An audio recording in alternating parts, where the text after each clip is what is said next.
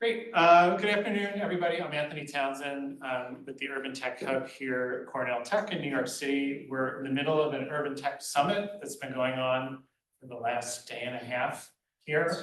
We're welcoming our online audience, part of the local infrastructure hub community. The Urban Tech Hub has been working with Bloomberg Philanthropies and US Digital Response for the last 18 months to host a monthly technology and innovation center series. The local infrastructure hub, which has been exploring ways that cities can up their game in using technology to drive innovation in federally funded infrastructure projects. And so we decided to take the summit as an opportunity to do this month's session here. And I'd like to welcome Jaime Lavin from Bloomberg Philanthropies, who will be hosting this session. And I'll ask you to introduce the guests and take us away. Okay? Great, thank you so much, Anthony. As Anthony said, I'm Jaime Lavin. I'm on the government innovation team at Bloomberg Philanthropies, and on behalf of our founder, Mike Bloomberg, and Jim Anderson, who leads the government innovation team, it's such a pleasure to be speaking with so many of you in the room here at Cornell Tech, which was an innovative project that started when Mike was mayor to really think about diversifying the economy of New York City, which have been largely financial services based, and really thinking about what kind of ecosystem do we need to be creating to be a technology center, to bring in that talent, and then to create a pipeline of people who work with the city, in the city, to be bringing the best and brightest of that to New York City government. And so there's no more fitting of a place for today's discussion, which I think is at the brink of how you bring technology and public projects together. And so we're so excited to be here. As Anthony said, the local infrastructure hub has been up and running, and we're so grateful to Anthony and Michael Samuelian's partnership on the local infrastructure hub. We have one goal, really. It's to help cities be able to submit the most competitive applications for federal funding coming from the bipartisan infrastructure law and the Inflation Reduction Act. There's historic federal funding going direct to cities for the first time. And we want to make sure that the applications that get submitted are not only competitive, but that they're going to drive real results and progress in communities, and that they address some of the historic wrongs that have happened in past infrastructure, that they bring community together, that they're data and evidence based. And so today's discussion, so excited to have two representatives of the Biden administration joining us here today. And so I'll introduce them, and we're excited. We're gonna make sure we leave time for audience questions. So as the discussion is going on, please do make sure you think about your questions, because we'll be coming back to you. So first we have Tanaya Srini, who is the Senior Advisor for Innovation at Policy Development and Research at the US Department of Housing and Urban Development, otherwise known as HUD, to all of us here today. And we have Ben Levine, who is the Deputy Assistant Secretary for Research and Technology at the US Department of Transportation. I just want to give a specific acknowledgement to Ben, who has joined us for several sessions of the local infrastructure hub, because there's so much happening over at the Department of Transportation, and there's so much direct funding going to cities from there. So we wanted to bring Tanaya and Ben here today to talk about how cities can leverage AI in their federal programs, right? So you have, we know that as we've been talking about throughout the conference, climate change is real. Climate change is affecting every community in this country and globally. And so a big emphasis of the federal funding and the bipartisan infrastructure law, Inflation Reduction Act is how do you create projects that build resilience for the next century, because we might only get a chance to do some of these infrastructure projects once a century. And so maybe we'll start with you, Tanaya. Can you just tell us a little bit about how HUD is thinking about AI and specifically maybe approaching the AI executive order? Yeah, absolutely. Thanks for having me. So we at HUD have done everything we can to comply with the executive order, which was I think it's been just over a year now since that went into, actually we've been sprinting ever since. So we have set up our governance board with a chief AI officer as required, and then we also have 3 kind of prongs of governance. So I work on the programs committee, and that is all of the kind of policy decisions that get made. We also have a lot of purview into the use cases that are coming up that will eventually make it through to our inventory. There's also a technical committee and an operations committee, and we do our best to work across those. I think a lot of our AI work so far has been directly related to our the commitments that we were given in the executive order, and so that was about the online advertising of housing. And so you may have seen the big Facebook lawsuit that actually was brought up a couple years ago, and kind of continuing that work to make sure that the online advertisement of housing complies with the Fair Housing Act. And then we also did a lot of work on tenant screening algorithms, and that's actually more where my research has been in the past. But kind of clarifying who is liable, whose responsibility it is to ensure that tenants are treated fairly as they are being screened for housing. And so we developed a lot of guidance, and our guidance was due really 6 months ago. Since then, we had expected, we're slightly new to this, and had expected to get a lot of feedback once we had put that out. And most of the feedback has been very positive from kind of like the legal aid community and the other kind of liable entities. So a lot of owner operators and things like that about our guidance. And so I think we had been bracing ourselves for to have to really beef up that guidance. And now given that feedback, I think our 2 major responsibilities around those 2 areas are making sure people know about it, particularly the owner operators who we do clarify some liabilities around, and then looking to what's next on the horizon in terms of AI and housing discrimination. And then, this other piece of work that we've been doing primarily across the programs committee and in policy development and research, which is my shop at HUD, is looking at how we can modernize our own systems using AI. And so there's really exciting work being done, kind of like the table stakes, I would say, around AI. So things like getting chatbots up so that we can provide better customer service to all of our customers. So that's, we think of our customers as low and middle income residents of the United States, as well as all the jurisdictions that get funding from HUD. And so, with these chatbots, we're able to, they're not exactly up and running yet, but a lot of work has been done on them. So able to offer customer service at later hours when, really maybe where they're at with their language access issues, things like that. And then, which is the piece de resistance, I feel, is looking at all of the vast amounts of unstructured data that we have in the shop.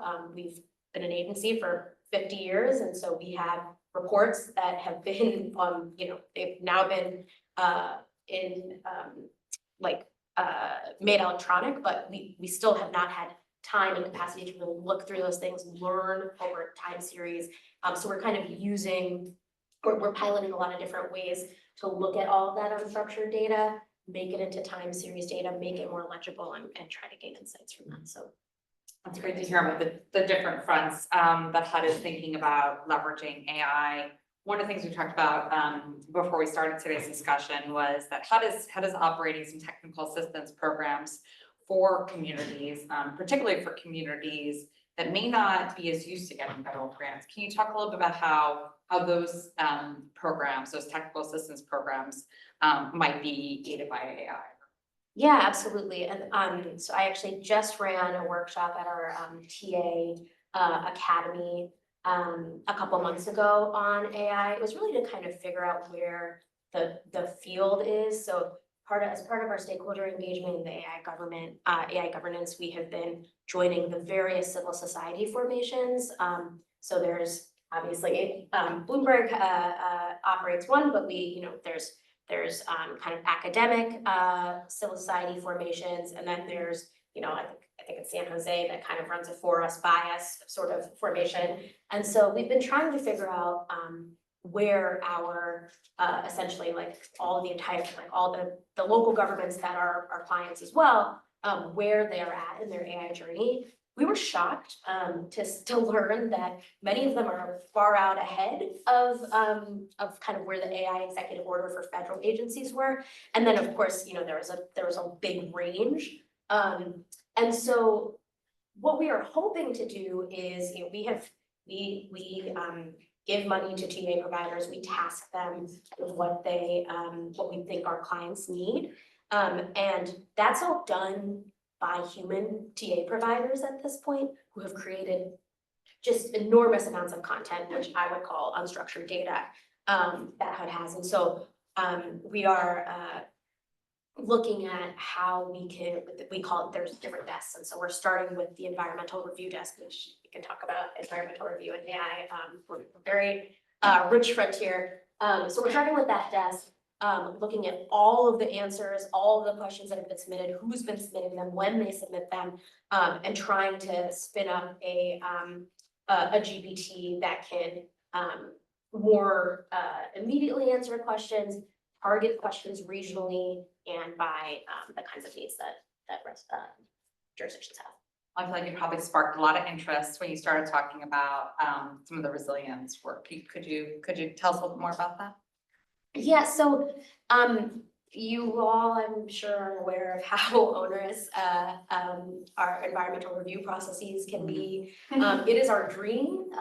This is not a current reality, but it is our dream that we could create a generative AI that can do some of the kind of rote work for jurisdictions, so that they can free up their time to really work on the creative stuff. Yeah. But that is a bit far away. So for example, at every jurisdiction that gets community development block grant money has to submit a consolidated plan. So we have thousands of consolidated plans at this point, and really, because we're so understaffed, a lot of that just gets rubber stamped. We're just checking for the boxes to be checked. And with our this new pilot that we're doing, we are really looking to understand across time if a jurisdiction has really moved the needle across their own, like within their own comp plans on like their resilience solutions, on their affordable housing barriers, things like that. And then also if we can learn from, if we can kind of facilitate the peer-to-peer learning without having to be there, because that is such a, that's part of what our TCTA does. All of our TA projects are working on that. So that pilot is currently underway. I think there's like definitely some procurement lessons that we can talk about from that pilot too, that we can touch on later. But yeah, we're excited about the potential there.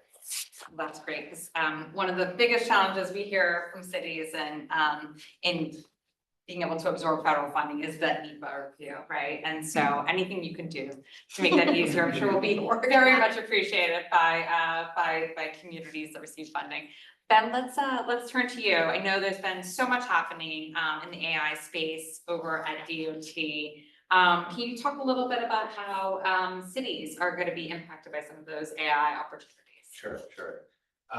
Yeah, and I would say just kind of generally responding to the previous questions about DOT is doing very much, I think, the same. I guess that's the point of an executive order, is that agencies have a standard way of approaching these kinds of issues.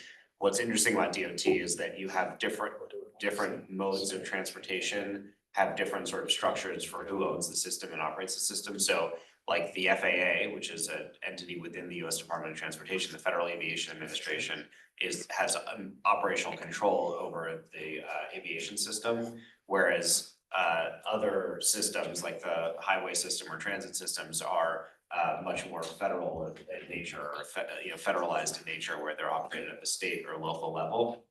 And so there's different ways that things like the federal action on the AI executive order, which sort of like sets forth a pretty standard way of the federal government doing something, but doesn't necessarily extend to the ways that state and local governments might take on AI applications. So I've been helping stand up some of our technology programs. We see a lot of applications that are using AI, claiming they're using AI, maybe really using AI. I think sometimes we don't fully know. We want to understand as well as we can what those applications are. There's a charge from the White House through the executive order to understand safety and rights impacting AI.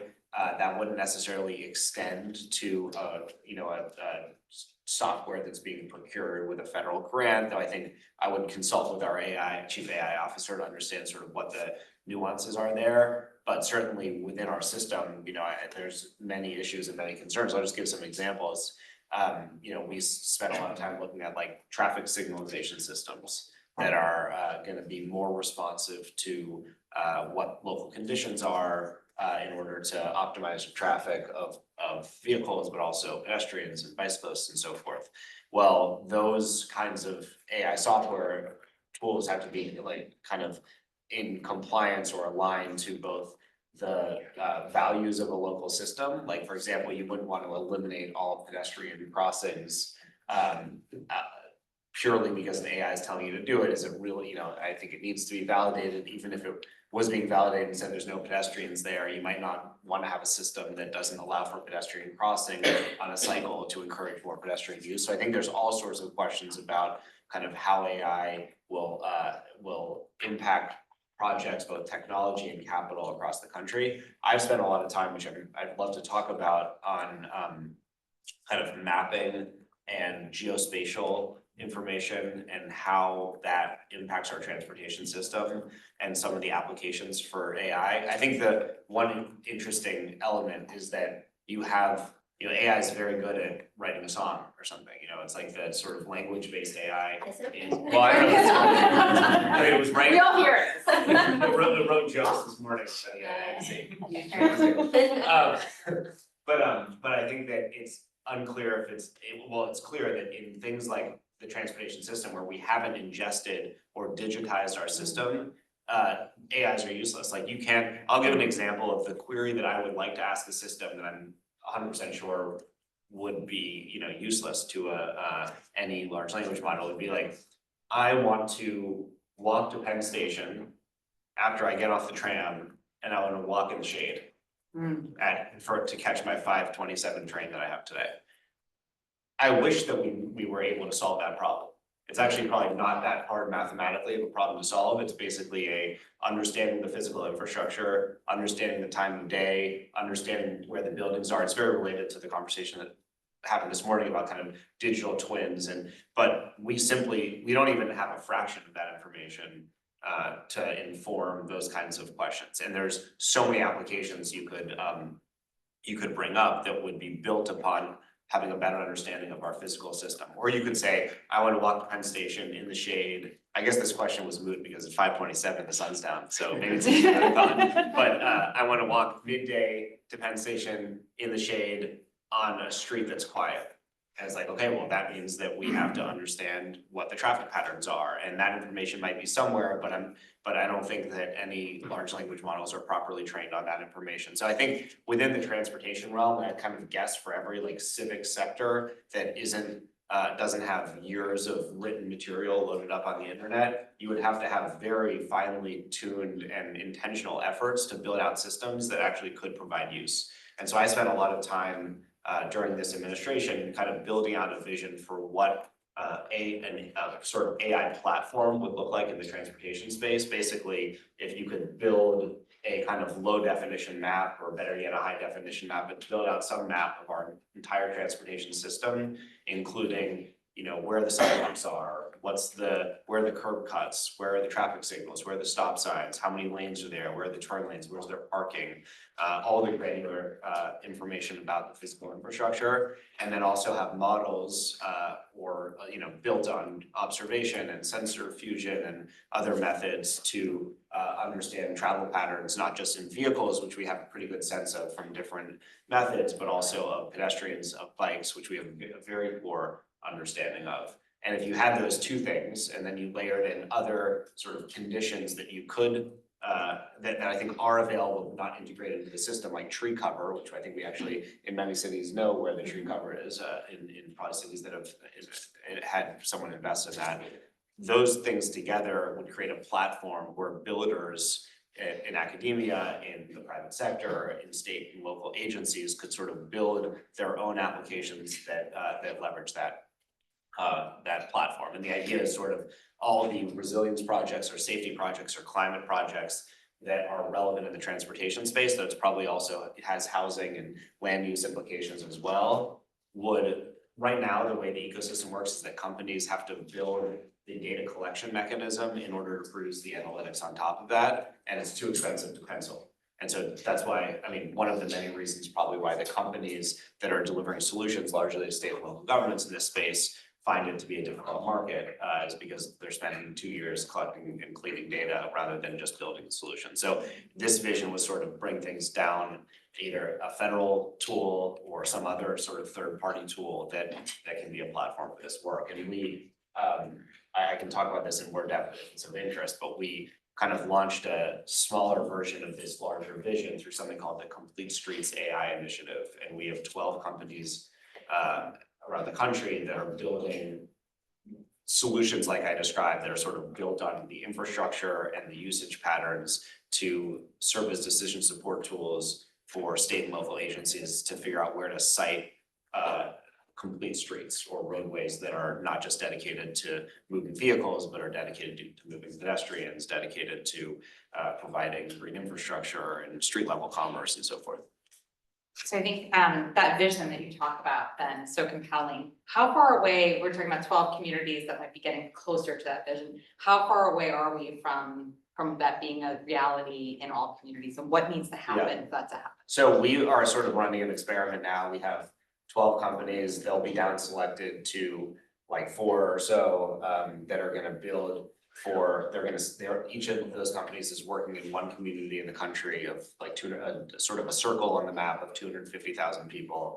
They'll try to scale that to 5. Some will succeed, hopefully some will succeed, some won't succeed as well. And then a further down selection to look at, can you scale that to jurisdictions where half the country's population is located? I think we intentionally made that ambitious, so we'll see how that plays out. All this stuff is technically possible, it's happening in other sectors. So I think the question is there appetite to invest in the R&D or for the private sector to find the different pockets where this makes sense? I was excited about what the federal government could do in this. That's why we put out this vision. If you go to ai.gov/aspirations, you can sort of read about what the concept was for like a larger moonshot. I think nothing was impossible. Some things were hard. And, I think probably if you locked 30 people in a room that, in one of the programs here at Cornell Tech, you could probably figure it out, but that's probably an oversimplification. There are hard policy issues. Like, I'll just give an example. Authoritative data on pedestrians and bicyclists. That's really hard. So there's companies that do location-based data, which has been a more and more difficult ecosystem because of privacy concerns. And so you can usually get estimates for pedestrians and cyclists down to the census tract level, not necessarily to the roadway segment. You have other kind of signals for usage. So, and in New York City, it's maybe the easiest place where you could theoretically do this because you probably have operational traffic cameras and sensors, and you could set up some sort of privacy protecting mechanism to do almost like pedestrian and bicyclist censuses. And then once you start building those models, you might be able to infer what the driving variables are that lead to certain usage patterns. So is it weather? Is it week? Is it time of the day? Is it day of the week? Is it season? And so forth. I think there's another element, which is that if you built out models that were really good, then could you look at certain correlating signals like turnstile counts in Penn Station and infer what the pedestrian patterns are for all of New York City based on those metrics. Or like bike share is a really good example where if you knew the correlation between overall bikers and bike share rides, then you'd have to keep that model going so it sort of keeps up with growth of the different subsegments, but bike share counts might become a really good proxy for overall bike counts. And the overall vision of this is just that everything I'm describing is done when we build the project, it's just done starting now. So we're gonna go build a project, so let's go measure the infrastructure, let's go measure the usage. It takes 2 years, or 6 months to 2 years, depending on the scale of the project. And so I think the ultimate hope and vision would be that stuff can be downloaded at the click of a button for the scope of the project. And even better yet, you can expand the reach of all the great work that's happening in communities to build safer streets. What if you could do that 10 times, at 10 times the geographic scale in a particular period of time? Because you sort of no longer need to do roadway segment by roadway segment as the method. Can I ask a follow-up question about this vision? I think this may be interesting to the folks online, maybe more so than the people in the room, but for this, challenge with the 12 that's gonna get down selected to the 4, how did you structure that from like contracting? Was it like a tech sprint or something? Like, how much money are you putting on the line? We put $15 million in. Okay, so there you go. So it's Real real, money. it's real Yeah. money, and it's nested in the SBIR program. Okay. And so it's an SBIR phase. So you tell people Sorry, what sorry. it You means. guys don't know what the SBIR. I know not, acronyms are tricky. The Small Business Innovation Research Program, which is a program that is, I think it's like 3.4% of all federal R&D money, is channeled into this SBIR program that funds small businesses to commercialize research. And so each agency that has like an extramural, meaning an external research budget, will have an SBIR program. It's often built on use cases that like at DOT, we have different operating administrations, and so the FAA or the Pipeline Hazardous Material Agency will develop a use case and they'll fund a company. We try to do this sort of program where multiple companies are brought in to do a similar thing, and so each of those teams, I think, has like $200,000 for a phase 1 SBIR, and the down selection will get them to something in like the $1.8 million range, and then a final like kind of follow-on could be in the couple of $1 million range. Maybe I'll put that question to you as well. How are you guys thinking about procurement in the AI space? Well, this is where I don't wanna come off bitter, but we don't have money like that. So, we have to do things, we have to get people involved out of the goodness of their heart and their interest. And so, the things that we've talked about, that have not, have not been enacted yet are, really narrowing down, on a use case, that we're interested. For example, this, environmental review case, and getting folks in a room, by folks, I mean a bunch of private sector companies to come and do a 2-day sprint with us, something like that, propose ideas, no money on the line, we don't have it, and they have to pay their own way. So you can imagine that may, create solutions that are less professional and less able to scale than something with real money on the line, but that's the reality of some agencies, so. Yeah, I feel like a lot of the cities might chip into a way to make environmental reviews. Yeah, I know, exactly. I should keep Have their own self-interest. Yeah. What should cities be for doing in your view to manage the risks that also come from AI? Ben, you spoke about one of those, which is just that if you follow AI blindly, you're not going to be honoring maybe your policy values.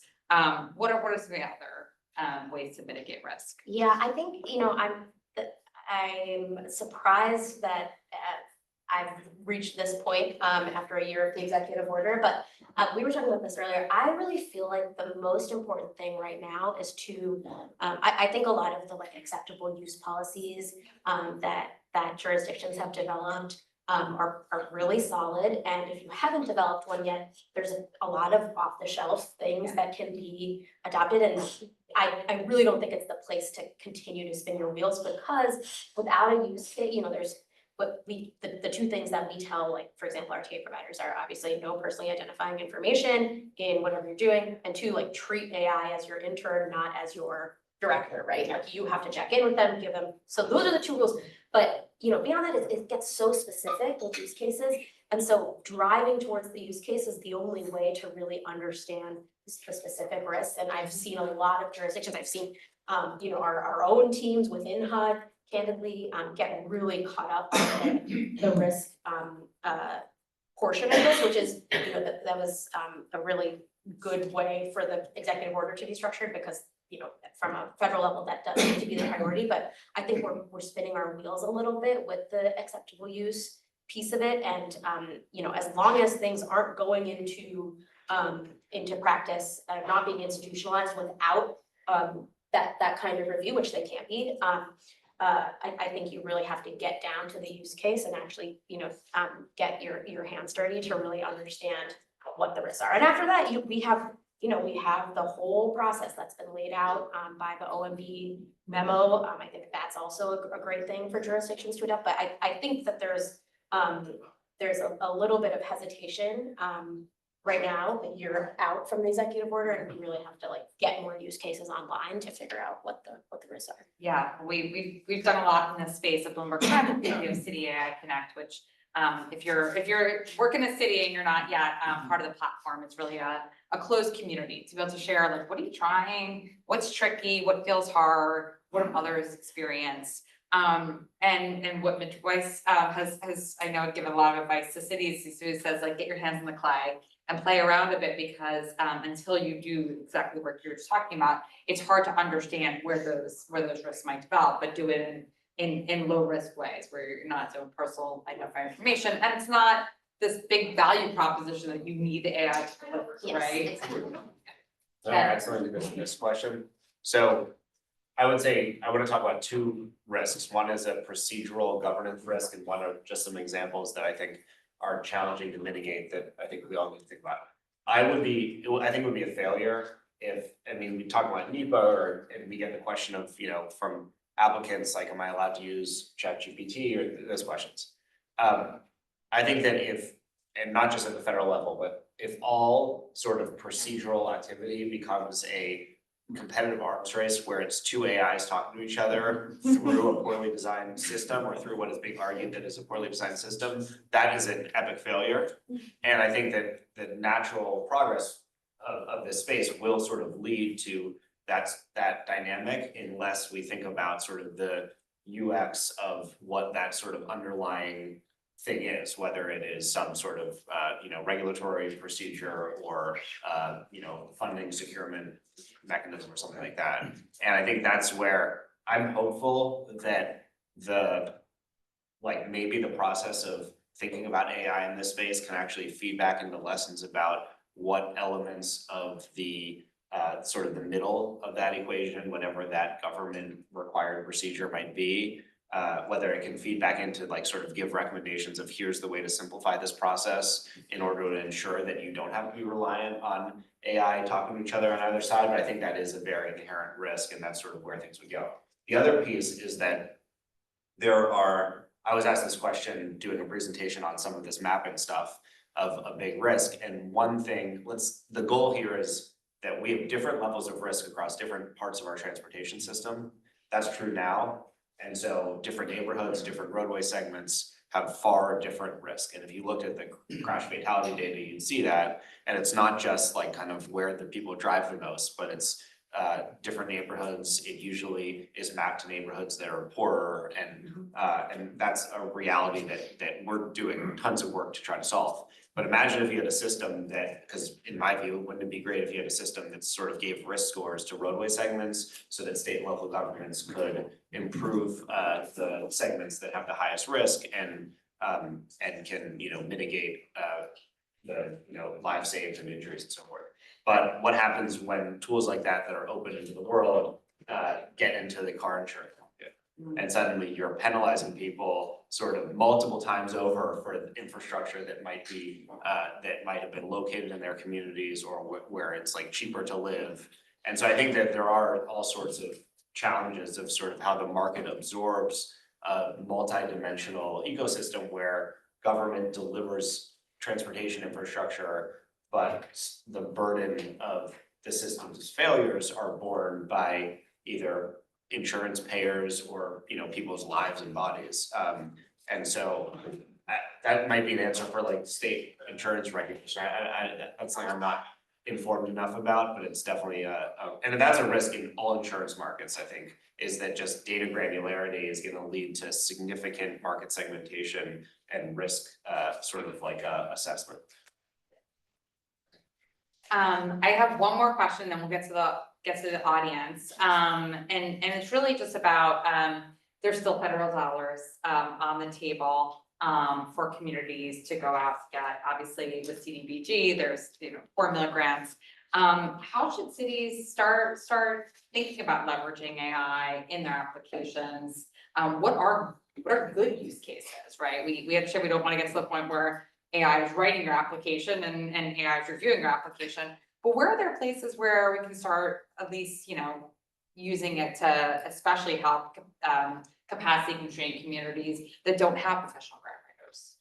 Yeah, that's exactly what we're hoping to do with this comp plan piece. But can I actually just get into like, I want to like share a story because I think it's useful. So with this comp plan tool that for our purposes initially was really only about R&D development. So it's like, you know, exclude from we partnered with one of, you know, the leading AI providers, who I won't name, and it was under a gift agreement, which means, you know, that this is like the dream for a federal government, you know, we can kind of go for it, right? Yeah. So we got the we got our consultants like ready to go. Everybody's you know, working on building out this GPT. It's all publicly available data that's on our website, right? And when we're finally ready to test, there were internal delays, external delays, whatever, and then, you know, before you know it, several months have passed by, and at that point, this AI provider who, you know, is actively going after federal grants, trying to build an enterprise for government.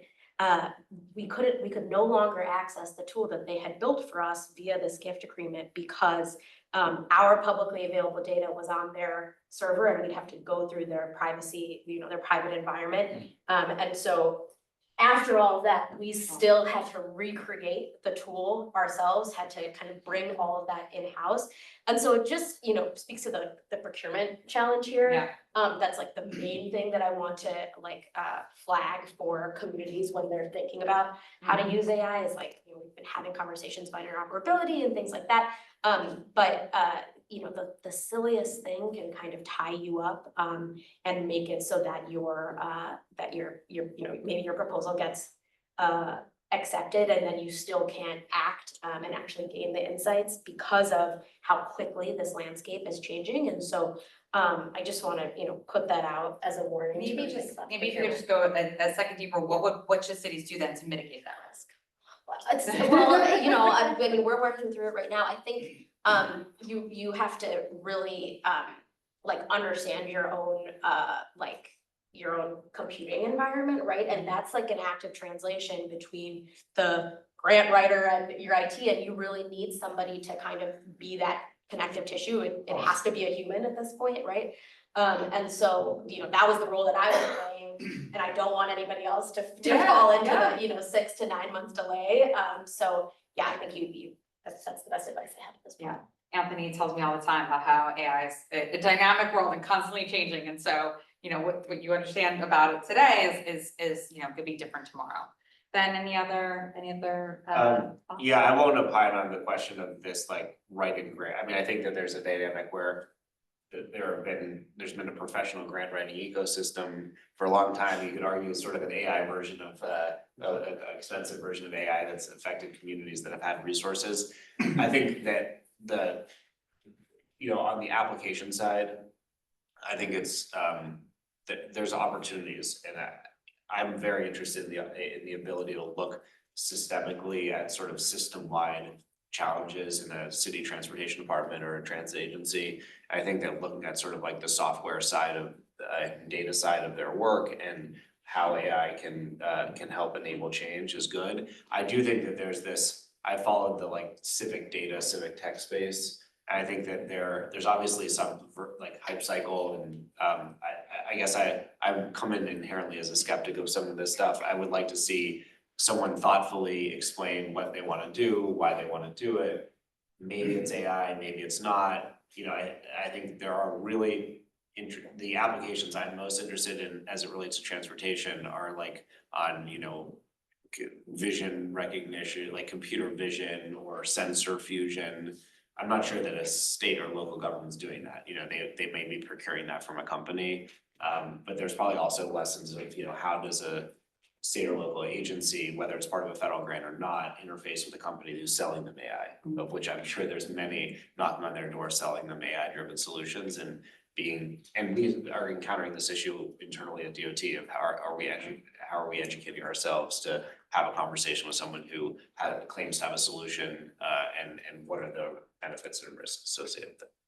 Just one other idea on that we kind of spoke about before, but these GPTs are making it very obvious what is boilerplate and what is not. And so, you know, if you are submitting on behalf of a jurisdiction, use the technology that's available to look at what your jurisdiction has done before, because that's very likely what a reviewer is going to be looking at too. And so, and the boilerplate language or not the commitments that weren't able to be delivered upon are going to become more and more obvious. So. Yeah, no, that's a really good point. And I guess it was about a month and a half ago, we hosted a session that starts to just like explore the idea of where could AI be helpful in the grant application stage. And a lot of that was about, here are some things to test, throw the NOFO in, have it digest for you like an outline of what the requirements are. That might be something, and then go back and make sure it got it right?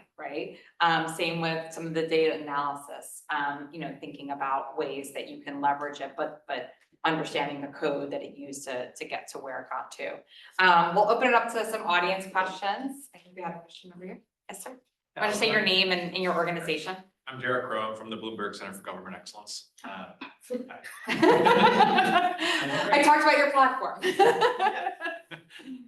The question that I had went back to the risk data conversation. And so you kind of portrayed a story where, like, you know, the city has data that maybe like insurance companies want. And I'm guessing that it's usually the other way around, right? Where the data is better from the private sector. Are there any policies that regulate sort of like, if you're an insurance company, you have to share what risk scores streets have? Are there any policies that do that kind of thing at city or local government levels, or is that just not a thing? Do you mind just repeating the question? I'm not sure our online audience might have. Yeah. They'll pick it up. I think the question is like about information asymmetry between cities and insurance companies and who shares what in what direction. I mean, I think the insurance tech industry is sophisticated. I know a little more about it in transportation and other segments.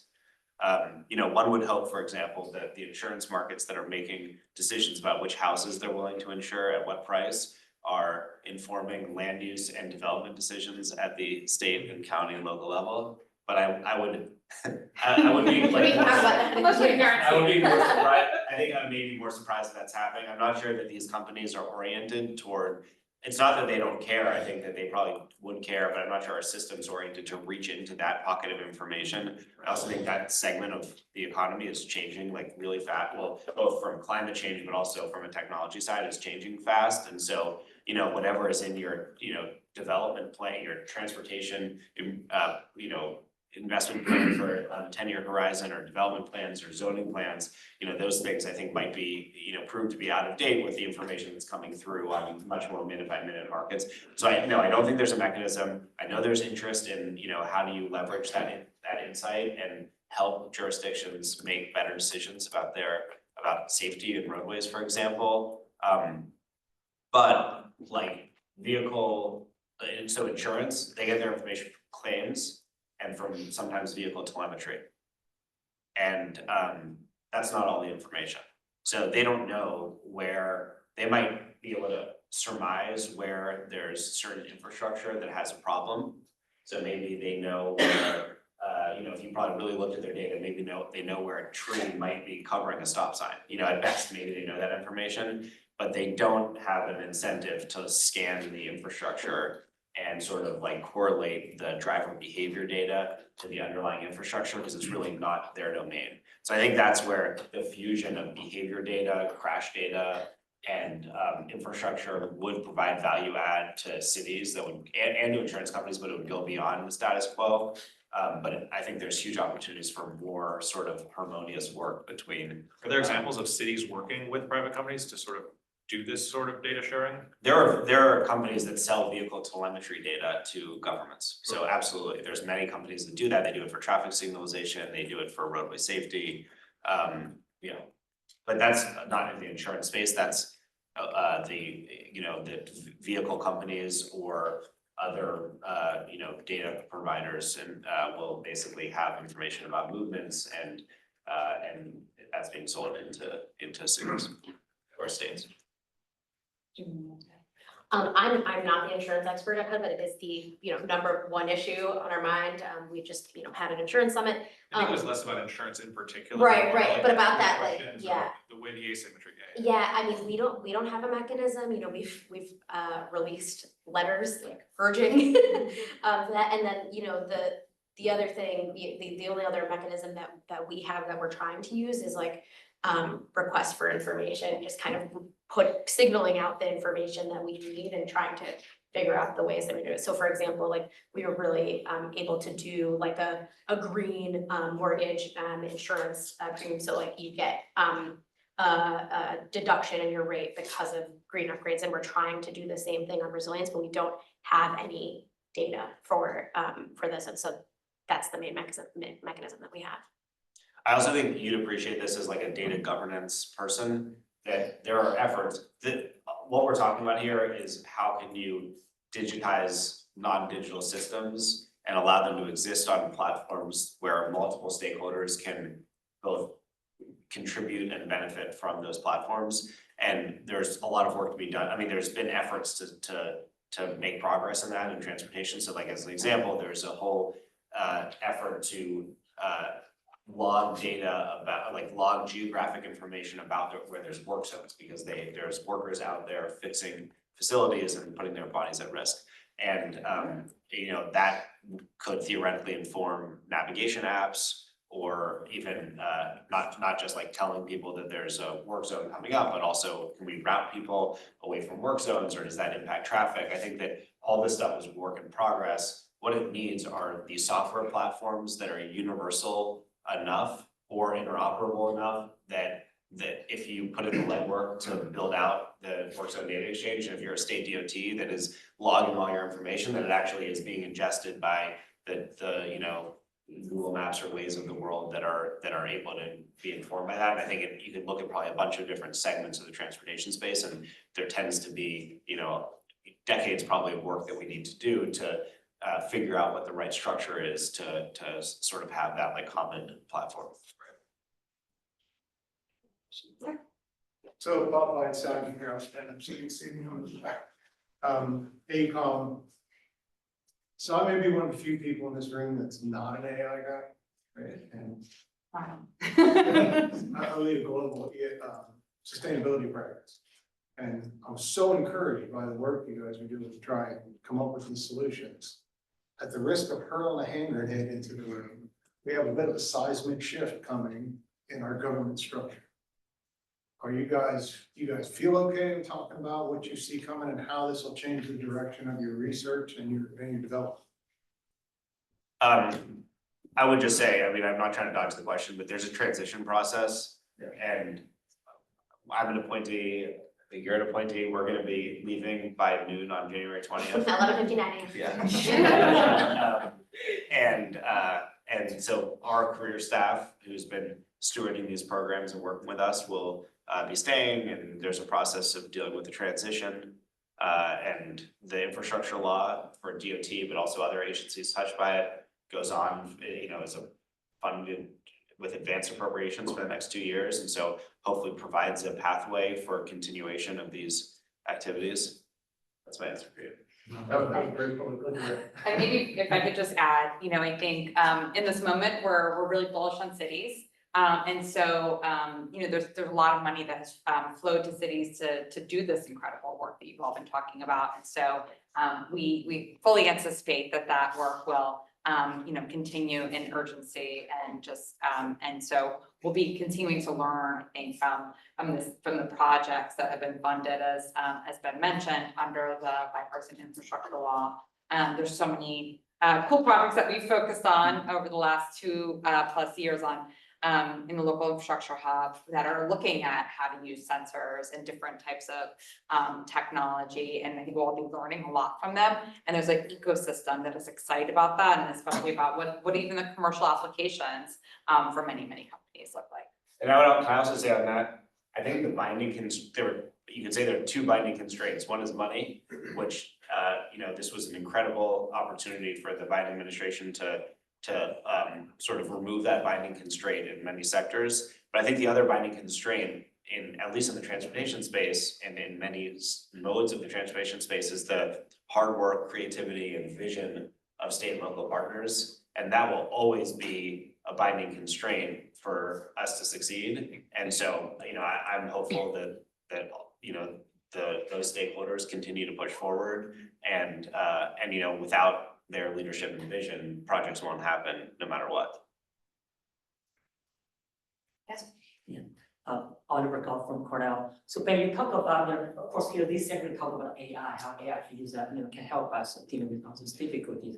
But also, as you know, that transporter community has spent decades building the models. And so, of course, now the AI is depending a lot on the data.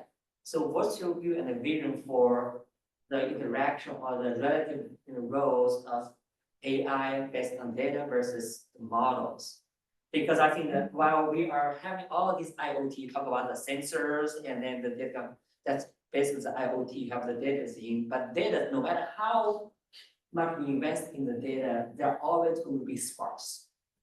But on the other hand, a community has developed all these models, which has a spatial and temporal, coverage. However, they're not, real. But they do have some, mechanism that validate them. So how do you see the interaction between AI based on data versus all these models? Yeah. Should be the question. Yeah, the question about AI in sort of building upon data versus building upon models. How does that relate to the history of AI in transportation, which has been going on for a long time? Automated vehicles are, 15, 20 years, or maybe even more if you go back to early innovations in that space. I think that's right. I would say it's very uneven. So automated vehicles are have been leveraging artificial intelligence for a long time. They have their own mechanism of ingesting data, some of which is from their own observation and some of it is from their mapping activities.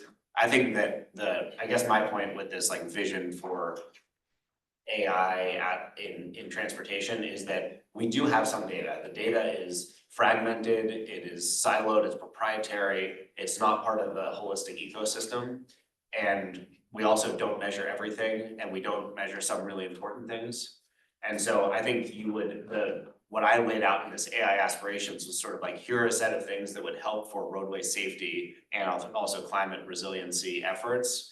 And it involved a bunch of data collection that we don't do now, and also are there shortcuts that make this data collection easier? Like, can you use aerial imagery and doing sort of satellite computer vision recognition of where sidewalks and roadway lanes are, whereas the other methods of doing that might take a lot longer because they involve running street level cameras or other sensor approaches.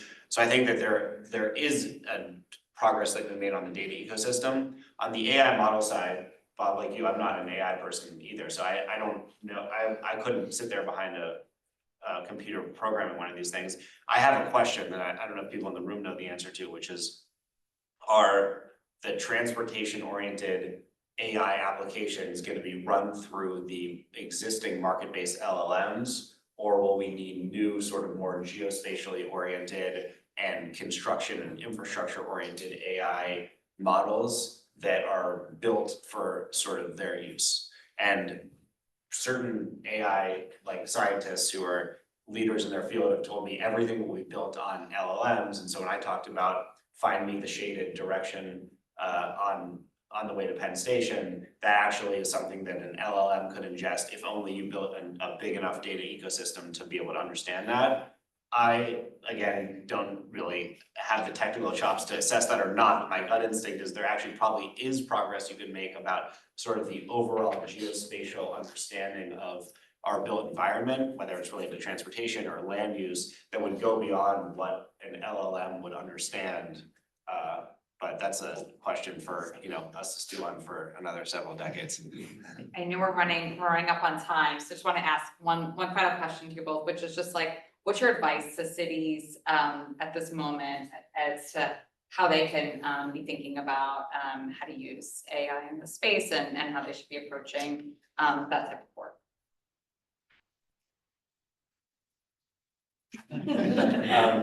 I'll just say something we say, not just on AI, but all this technology work, is just explain what you're trying to do and explain what problem you're trying to solve.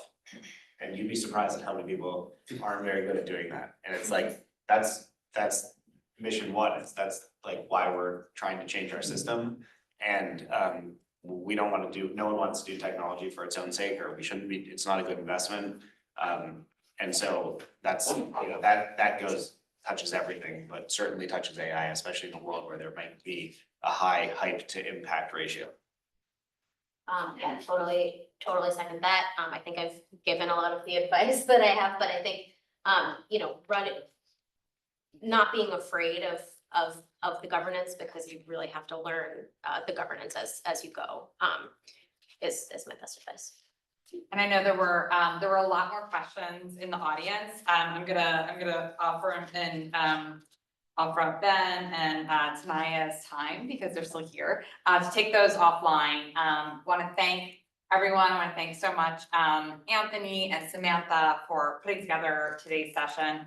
Thank obviously Tanaya and Ben for sharing their expertise, joining us here. And thank all of you who've joined us both in person and virtually. We will be having our next session of the Tech and Innovation Center series is going to stay on AI as a topic. And we're really going to be thinking about how we can be leveraging AI in project design. And how it can support infrastructure projects more generally. We focused so far really on like those application stage developments, but what does it look like to put it into your project? And so we'll start to unpack that with Anthony's help. But please join me in thanking Ben tonight.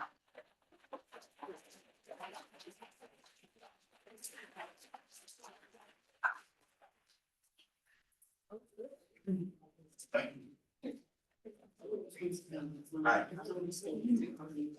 We walked.